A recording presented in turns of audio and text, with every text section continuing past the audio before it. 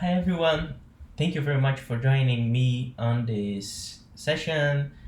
I'm Kyle Lima, I work for Regatta, and I'm going to present to you today about decimal values for JavaScript. And yeah, let's discuss a little bit about this and what this proposal is meant to be. Okay? So first, who am I? I told you my name already, but yeah, I'm Kyle. This is my family, and we are from the northeast of Brazil. From a very small town in the countryside. I mean, it's kind of close to the capital, and also close to beach as well.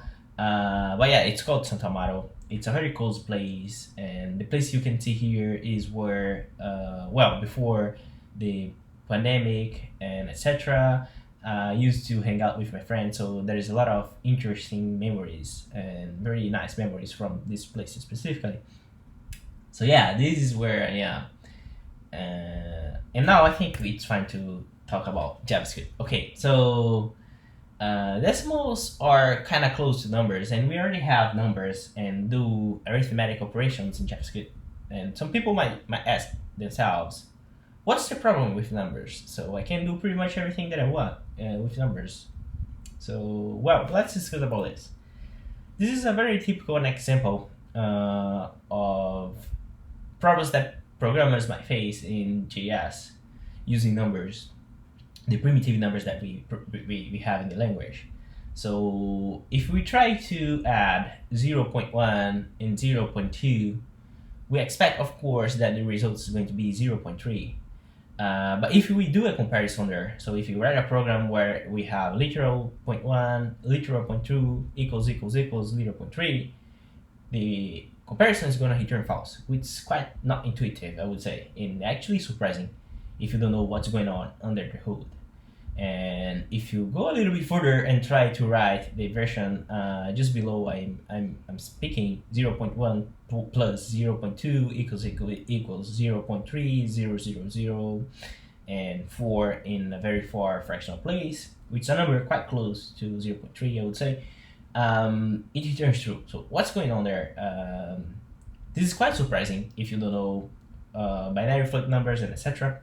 And I think this is the major problem of numbers in JavaScript right now. So it's about the precision and about the rounding that happens because it's using binary float point numbers, a double binary float point numbers.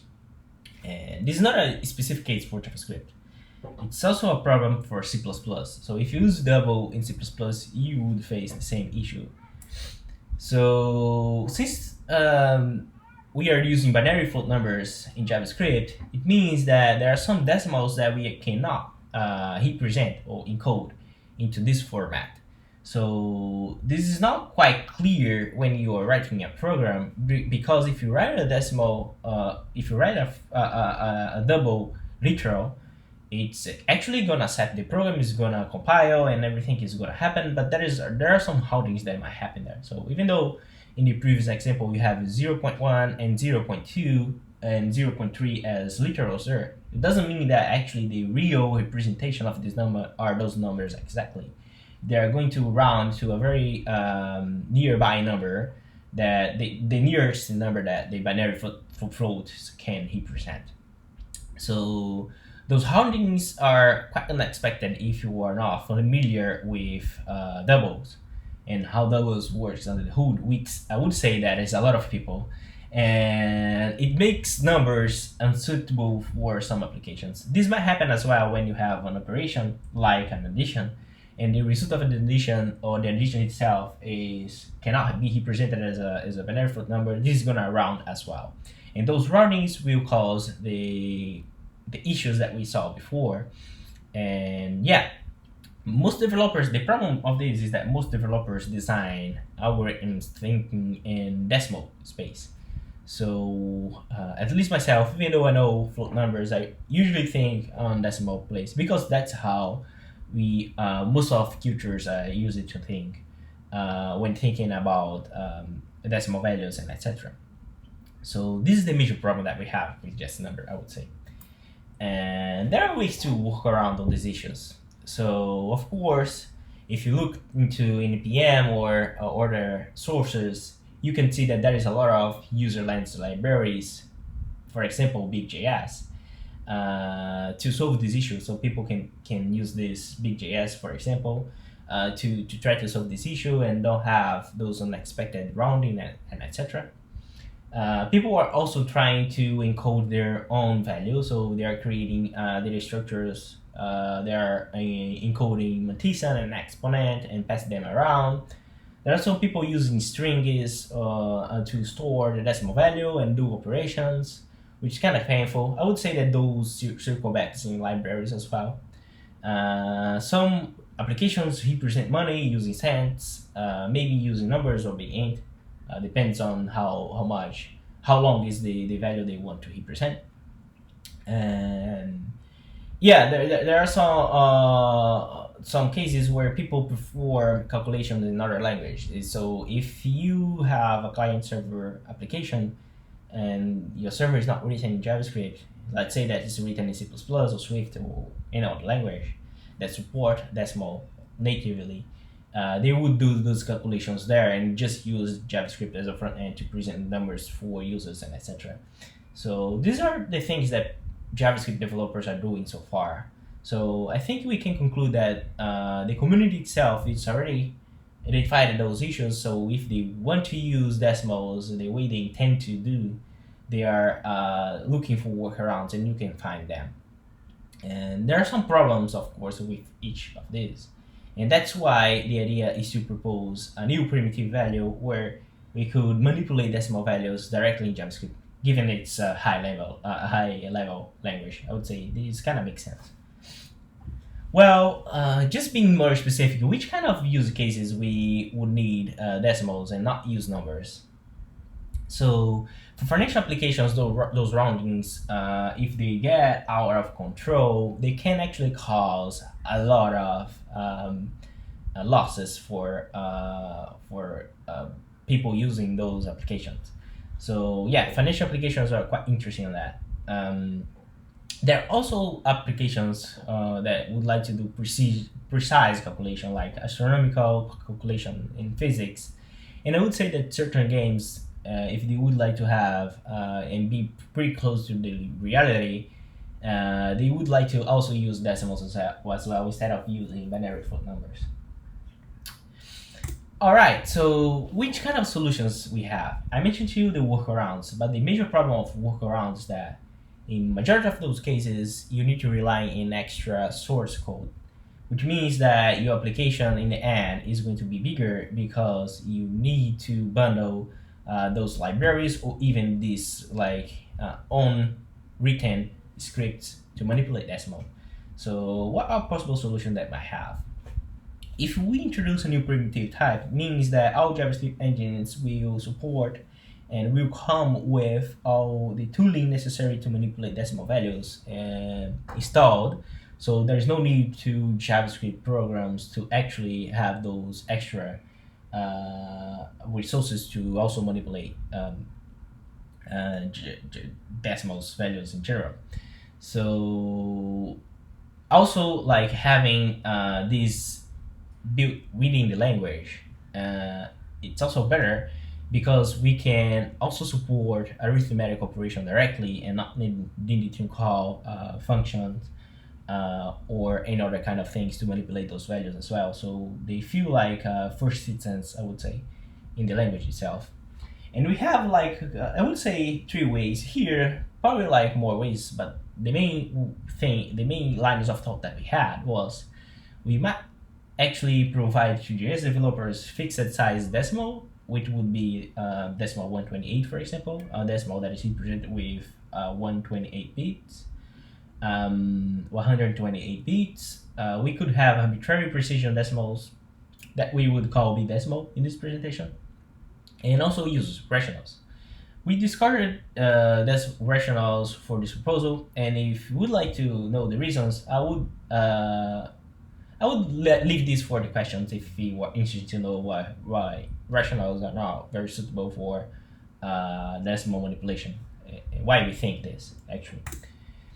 So let's talk a little bit about one of the solutions that we might have. So let's mention that we are having a new primitive type called decimal 128. So what is this kind of type?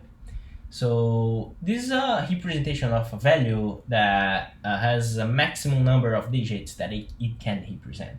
So it's stored in 128 bits, and we have in those bits, in those size, the sign, of course, it's 1 bit, and also an exponent that is goes from up to 6144, and can be negative number as well, and also a mantissa that is a 34 base 10 digits. So we can have 34 digits in the number of mantissa, and this is the precision that we would get. And the value is represented as a sine times mantissa times 10 power exponent.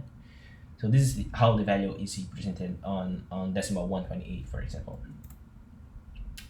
There are some prior experiences on that. So JavaScript is not a new language to introduce decimals. So we have fixed size decimal support on languages like Python and C Sharp. That is the standard of I3E 754 2008, and Swift also supports a fixed size decimal as well. And not as a coincidence, we can see that for the definition of IEEE 754 2008, we have both 64 bits and 128 bits, and also more representations. And we can see that the representation is pretty much the same that we are trying to choose for decimal 128 as well. And so yeah, as I mentioned to you, you have sine, exponent, and mantissa, and like the values represented with a combination of those components. And there are two binary encodings for that. There is the Intel one and the IBM one. And yeah, so this is standard, or some other language can implement that. The standard actually allows us to not implement every single concept of the specification and still be compliant, I would say. And the idea to choose this is actually to have already kind of a proof design and data, the data model that is used by other languages as well, and have some discussions and design principles behind it. Okay, so what about this IEEE 754 decimal representation? So they are quite similar to binary float point numbers.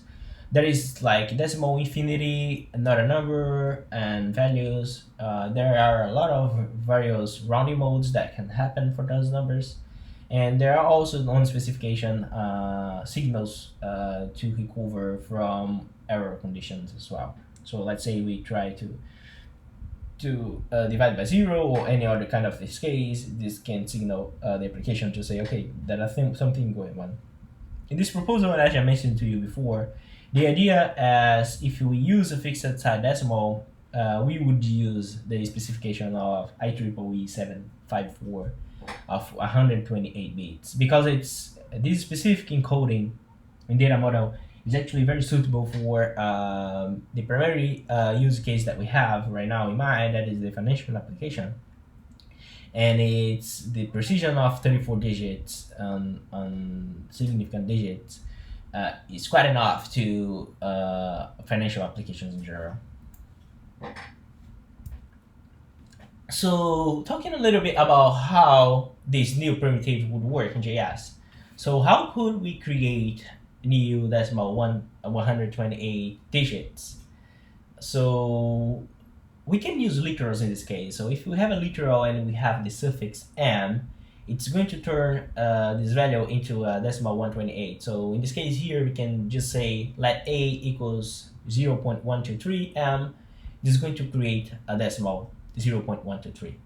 And the major difference from numbers is that the real value of this, the real mathematical value of this variable a is 0.123. We also can use the scientific notation as well for literal. So we can use, as we have for the second line, let b equals -1 power to 10 power to -10 exponent. We would have this very like small number as well represented there. Of course, we can use and we can create decimal 128 values using the constructor as a type casting operators.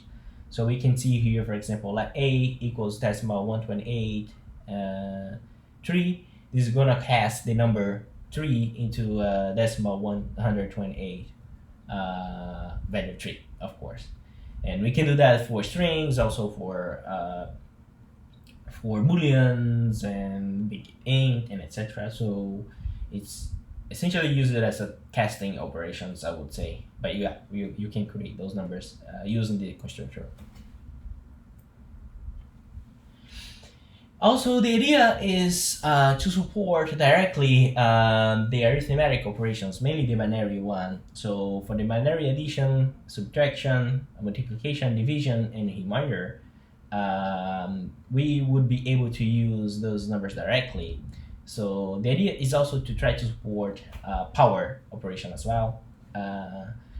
And of course, following what we have for JavaScript right now, the addition between a decimal and a string results in a concatenation. So we cast the decimal into a string, and then we concatenate the results, just like what we have for right now for numbers and also big int.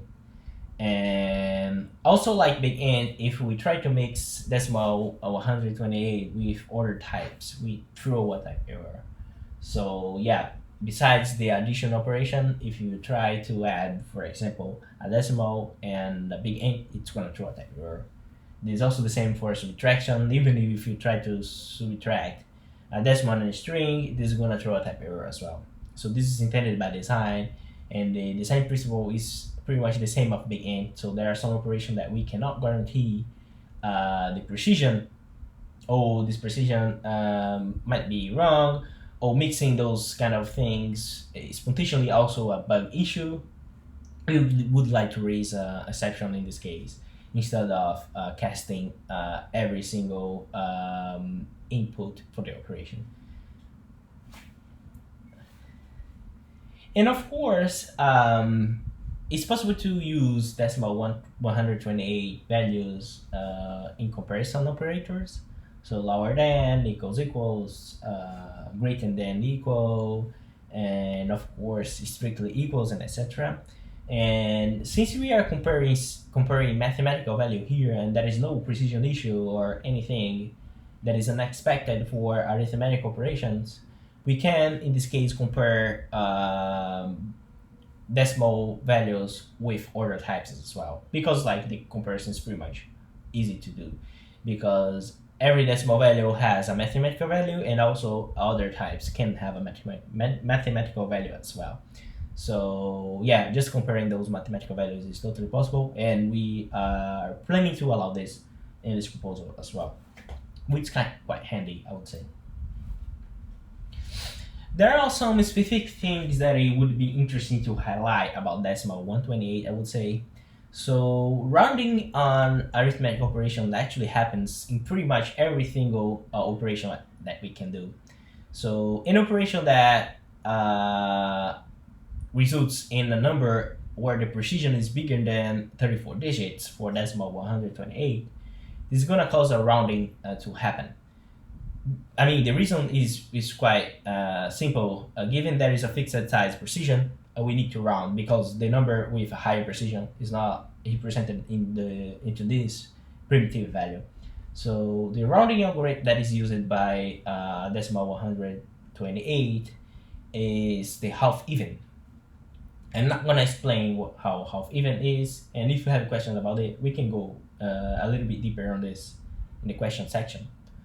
Also, all operators uses the same rounding rule, so it doesn't matter if it's a division, or subtraction, or addition, or multiplication. If the precision is higher, we are going to round using the half even to fix to essentially get the precision that the decimal 128 can represent. So what are the advantages of decimal 128? So its performance and memory usage is way better when we compare with big decimal.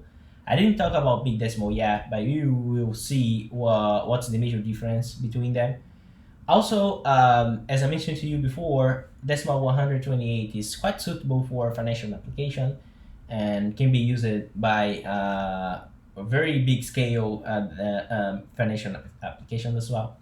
And the routing happens more intuitively than binary floats. And I think here the major thing is that uh, thinking in the programmer side, and when we have literals, we know that when we are writing a number, a decimal value, we know that this value is going to be exactly represented if the precision of this number fits into the decimal 128 value. So yeah, the routing that happens here is way more intuitively than what we have for binary floats right now. Well, the downside of this primitive value is that we still have rounding happening when the precision of number is higher than what we can represent. Also, there is a considerable limitation on value representation when we compare with big decimal space. And this is, of course, because when in decimal 128, we have a fixed size. So we have 128 bits to represent a number, while big decimal, as I will mention to you, can represent like any number of any size. And yeah, because of this, there is this limitation for decimal 128. Even though with 128 bits you can represent a lot of numbers, and actually with 32 and 64 we can represent a lot of numbers already. But yeah, there is this limitation anyway. Okay, so I talked a little bit about decimal 128 solution that we are thinking, and the other road that we are following right now, designing this new proposal, is big decimal. So what's big decimal? Well, big decimal is quite close to the data representation of 128 bits, but we don't have the limitation of size. So the number here can, the number of digits here can grow with the number as long as you have memory space. And of course, as long as it's suitable to manipulate those numbers as well. But yeah, there is no limitation on the size, the length of the value we are trying to represent. And we can represent almost any decimal value exactly. I would say here that we cannot represent some numbers, of course. So if you have like a number with infinite precision, you cannot represent that with big decimal, of course. But like besides that, there is there is not much what we cannot represent. And representation here follows what we had before. We have sine, we have exponent, and we have mantissa. And the mantissa is a big int, so you can represent as long as the memory allows you to any number. And well, of course, the value that it's representing with those components is sine times mantissa times 10 power exponent, where sine can be +1 and -1, which is positive and negative sign. And yeah, exponent is a power 10 at the mantissa. So that's how you represent big decimals. So which other language actually uses big decimal? So as I mentioned to you, some languages already use fixed size length decimals. And if we take it as an example, Ruby and Java, we can have languages with arbitrary length decimal support. So those are very popular languages. And it's fine that, like, Ruby is a high-level language, pretty much like JavaScript, I would say. And Java is also a high-level language, and having this support is quite useful for some applications, as I mentioned before. So the big decimal usage here, so the API that we have, follows pretty much what we have for decimal 128. So the idea with the big decimal is to also provide literals using the M suffix as well. So the way we write a program with big decimal to create a big decimal is pretty close to what we had for decimal 128. The idea is also to support arithmetic operations directly. I think that's the major gain when we compare with user libraries, crafted libraries, because it's not possible to have a user crafted libraries to support directly the operations. Maybe you can, but it's a little bit more difficult if you have like the true number subscription. But yeah, anyway, we don't have operator overloading in JavaScript, so it's quite hard to, for example, support comparison operators and etc. So the idea is to support them as well. Also, strict equals would work in this case for those numbers, those primitive numbers. And we also have the big decimal constructor that it can be used as a tab casting for other primitives that we already support in JavaScript.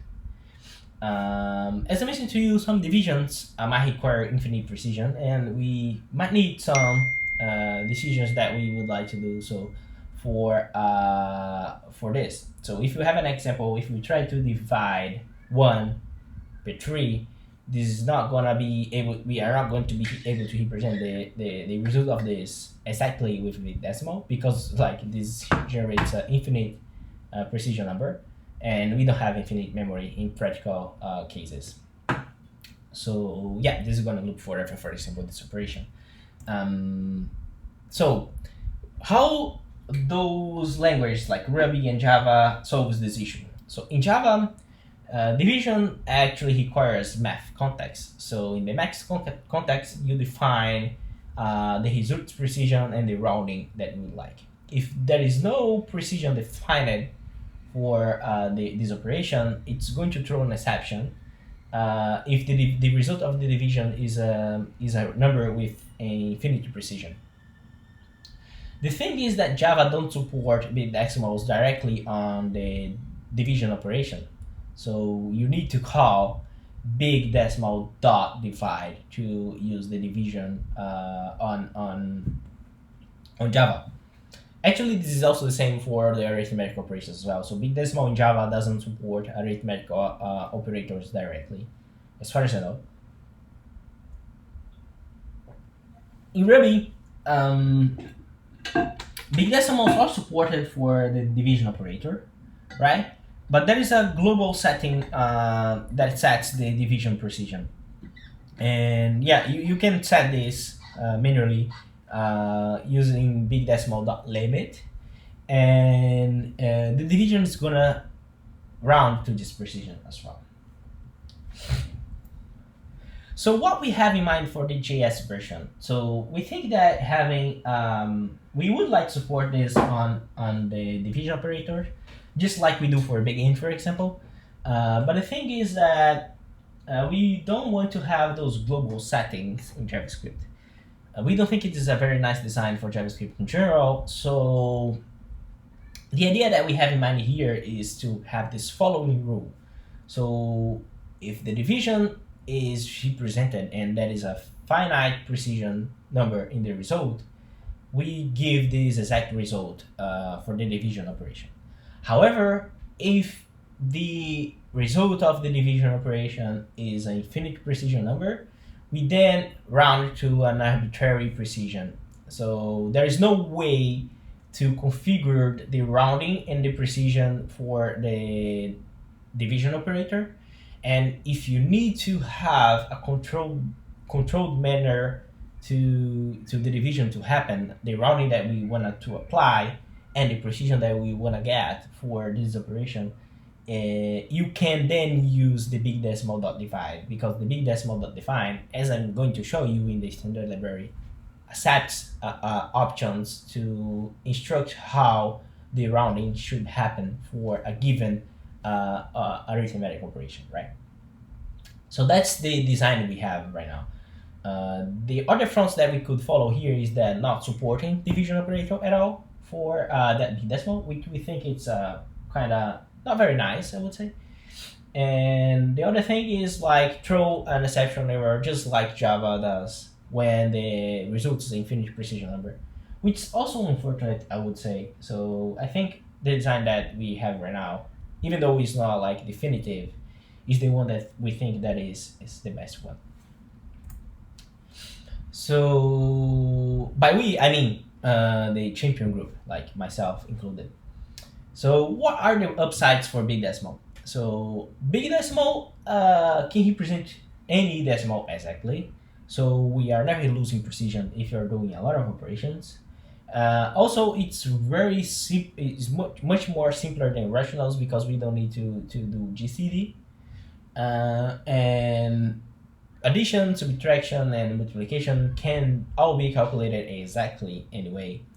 The downsides of big decimal is that it can be very high memory intensive and computationally intensive to represent those numbers. And the multiplication also increases the precision quite fast as well. So I would be surprised if you have out of memory errors if you're manipulating a lot of big decimals with a lot of multiplication as well, and the precision like increases indefinitely, I would say. So let's talk about the standard library. So I think one of the most important operations that we can provide in the STL is a round operation. So in this case, let's say that we have either big decimal or decimal 128, and you can call round passing the decimal and then the options bag. So the options bag is an object that receives the rounding mode and the maximum fraction digits options. And the rounding mode is going to select the algorithm that we are going to perform the rounding. It can be down, half up, half even, etc. So this is essentially the way that we would like to round a number. And one use case, one example of the usage of this library is, as we can see, big decimal dot round the value 3.25 with half up and maximum fraction digits of 1. The result is going to be 3.3. Well, half up means that if you are in the middle of the representation, in the case 3.25, and we would like to round for one fractional digit, we move the decimal digit that we are rounding up for 1. So in this case, 2 goes to 3. So, well, half down is going to be different. So half down is going to result in here 3.2, for example, because if you're in half, we choose the lower version of the number, and so on, so off. I can go into details in the question sections if you would like to see which rounding modes we support. But the idea right now is to support at least, I think, 9 modes. So we are aligning with other rounding operation that might have for Intel number format and also for temporal as well. Well, of course, the idea is to have support on the STL for arithmetic operations. So in this case, we would have big decimal or decimal 128 dot divide, and this can optionally receive option bag, and this option bag is the same of the rounding one. And as I mentioned to you before, while the division operator have very specific semantics, if you would like to round the result in a very specific case, you can then use the big decimal dot divide. So in this case, we have big decimal dot divide 1 and 3, and the rounding mode is half up, and we want the result to have only one fractional digit. So the result of this is going to be 0.3, for example. You might actually observe that while round is not very useful for decimal 128 because you have a fixed arbitrary length, it's actually quite important to big decimal. And we would like also to provide this to decimal 128 because decimal 128 would align what we have, for example, for numbers and also for big N. I think big N doesn't support round anyway. So of course the idea is not to only support divide, but also support add or subtract or multiply or remainder or power. And the idea, the major thing, one of the things that we would like to support those on the STL is that these make decimals quite easier to polyfill. So just as we had produced by the VA team on the big decimal. So if we have those static methods into the constructor of the primitive value, it's quite possible to write polyfills that's gonna use and call add, subtract, multiply, and etc. For JavaScript environments that doesn't support decimals yet. So, and also for that big decimal, if we would like to round an operation, this is the major way to do so as well. So it's not only because of the polyfill, but also like controlling how the round is performed is another reason to have those arithmetic operations as functions as well. So there are some supports on the prototype as well. So decimal and big decimal prototype would have the following support. So toString, which is gonna cast the primitive value into a string, toLocalString, which is gonna cast the value to a local string, but like it's locale sensitive. So yeah, you can use that as well. toFixed, to explanation, and to precision. The idea is to align this what we have for both big decimal, big int, and number.prototype as well. So we would have all of them for decimal 128 and big decimal. And one thing that is important to say is that we can choose to normalize or not normalize a decimal value. I mean, from the proposal perspective, but we decided that we would like to always normalize the decimals as well. So in this case, there is no way to observe differences in precisions among numbers. So if we have 0.2 and 0.20, both of them are the same number, but in implementation side, there is no difference between them. We are going to represent them as the very same value as well. There are some implementation that does take in consideration the precision, but that's not the case that we are trying to do for big decimal or decimal 128. And if you would like to store the precision in an application, it's recommended that you store the precision with the decimal value as well. So you need to store both of them if the precision is important for your application. The major reason here is that we think that is the complexity that it introduces is not worth it. And also the meta model design and implementation is way more simpler if we normalize all the numbers as well. Well, I think that's it. I would like to thank you very much for watching this presentation, and I think it's time to go for the questions and discussions. So let's move it.